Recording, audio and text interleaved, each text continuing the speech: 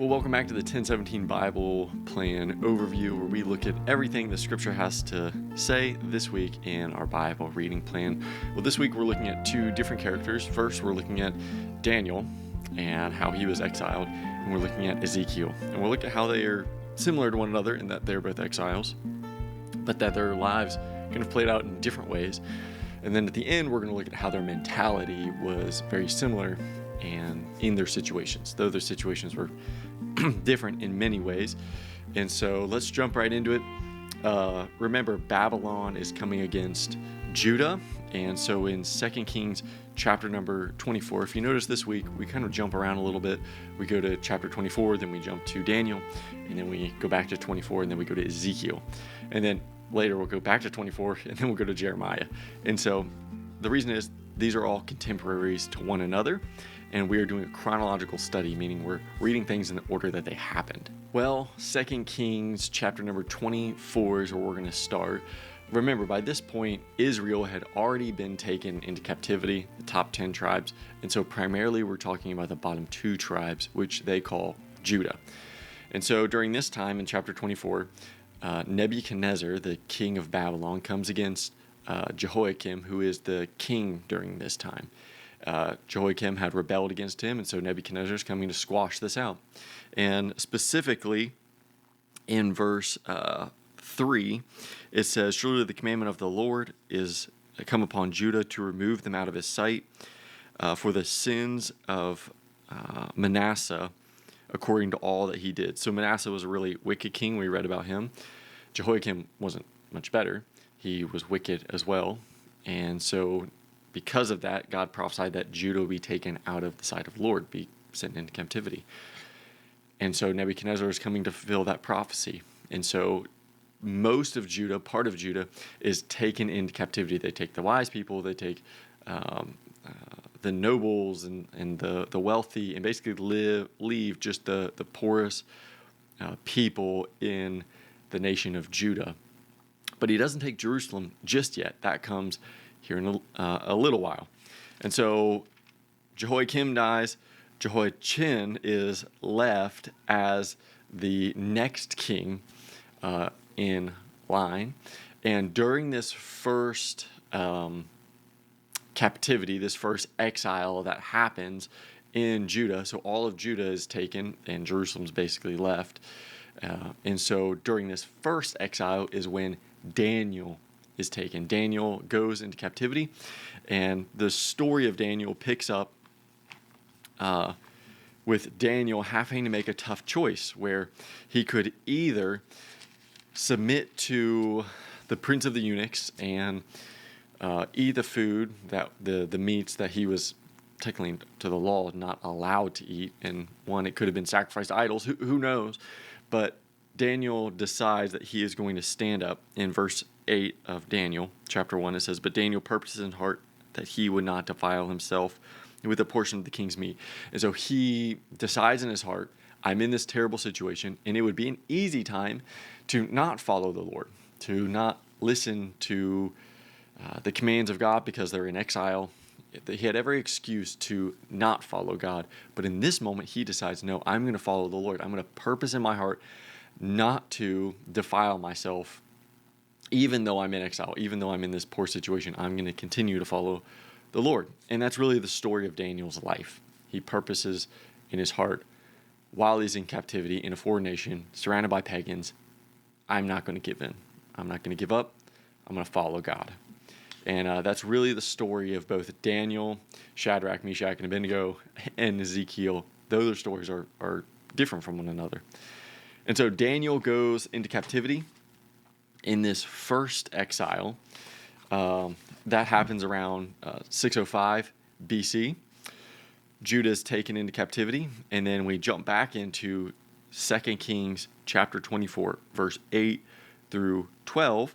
And this is the really interesting part. Verse 12 says, "And Jehoiachin, the king of Judah, went out to the king of Babylon, he and his mother and his servants and his princes and his officers, and the king of Babylon took him in the 18th year of his reign.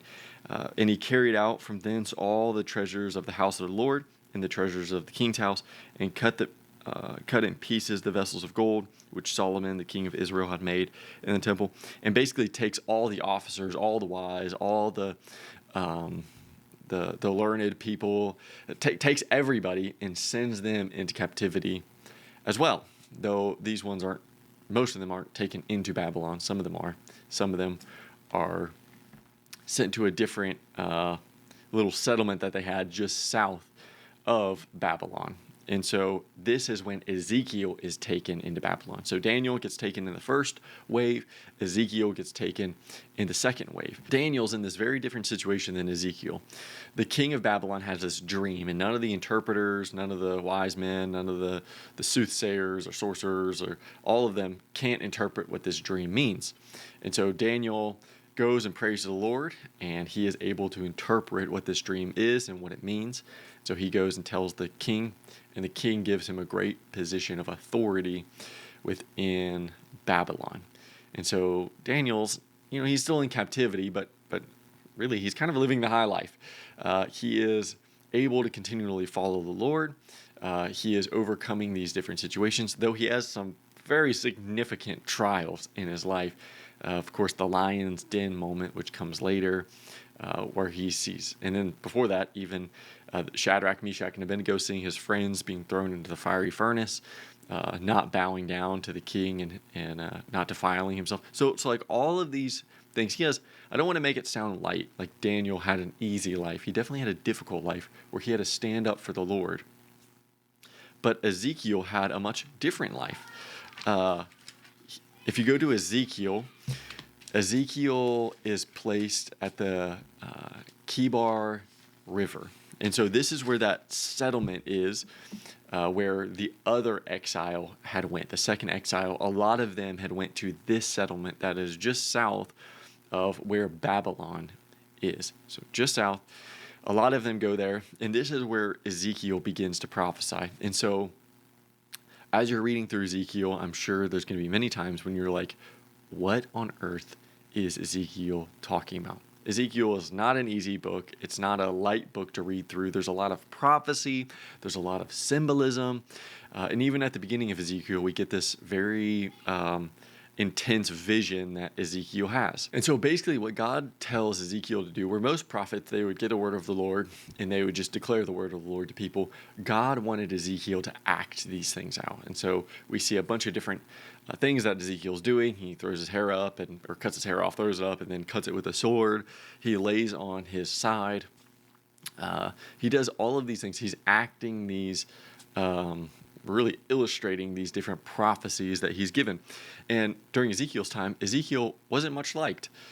He was in captivity, giving these prophecies of judgment to the people. And so the people didn't tend to like prophecies of judgment very much. And so Ezekiel, you could imagine, as he's doing all these things, is kind of seen as like that crazy prophet. I'm sure many people think that he is speaking of the Lord and speaking from the Lord. But again, he's not well favored, not like Daniel is as he's sitting in the king's court. And so, as you can see, they have very different lives, but they're both prophets. They're both telling of future events that are coming. And Ezekiel specifically is calling for judgment, calling, hey, the reason that we're in this situation is because we rebelled against the Lord, because the shepherds have rebelled against the Lord, because the people have rebelled against the Lord in that they worship idols. And so what you'll see in Ezekiel a lot is a judgment on the sins of the people, but also the hope that God will restore them. And we get a couple of prophecies of that where God says, hey, I'll bring you back into the land after this judgment. And there's coming a day, the valley of dry bones, when I'll take out this heart of flesh and put it in a heart of, or take out this heart of stone and put it in a heart of flesh, where I'll breathe the breath of life into you and and bring you back to life. Again, all of these things are pointing to eventually Jesus coming. And so my encouragement, I know Ezekiel is really tough to get through, probably one of the toughest books we will read through. But take your time and look for Jesus in these moments and prophecies of Jesus that are coming. And so take your time going through it. But here's how this applies to all of us collectively, because we're probably not in captivity and probably not going into captivity.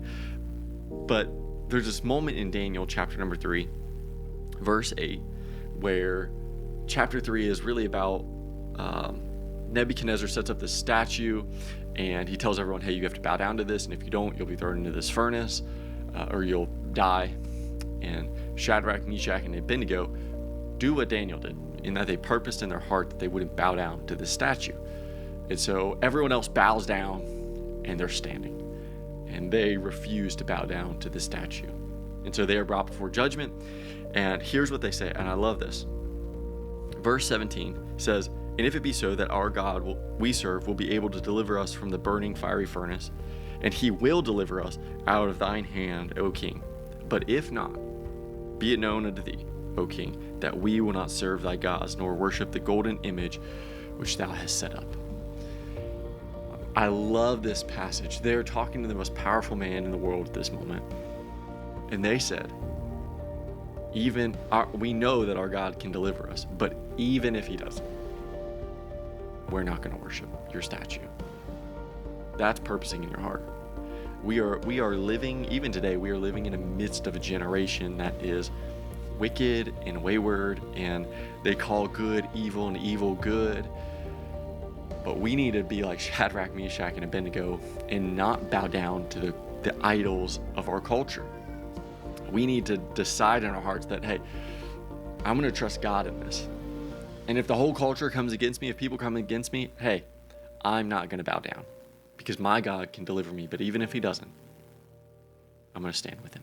And that's really the story of Daniel and Ezekiel, where Ezekiel's not well favored, not well liked by his people while he's doing these crazy things.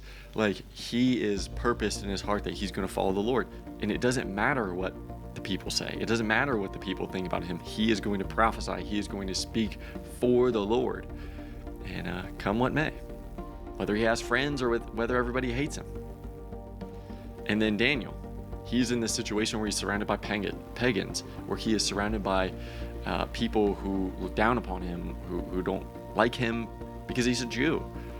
And yet he stands up for the Lord. And yet he doesn't bow down to the pagan idols. And yet he doesn't give in, but he stands firm for the name of the Lord. And I think that this one verse summarizes so well the heart of both of these people, that we're not going to bow down. We're not going to succumb to culture. We're not going to succumb to what you guys want, what you guys think. We are going to stand up for the Lord and speak for the Lord and trust that he will deliver us when difficulties come. And I think that's why God used both of these people, both Ezekiel and Daniel, in such amazing ways, is because they were in terrible situations, in a foreign land, surrounded by a wicked culture and wicked people, and yet they stood up for the Lord and declared his word. And so as we move forward through the scriptures, let the scriptures work their way into our hearts. Hey, and let's speak the scriptures in love, but also in truth. And let's not be swayed by our culture.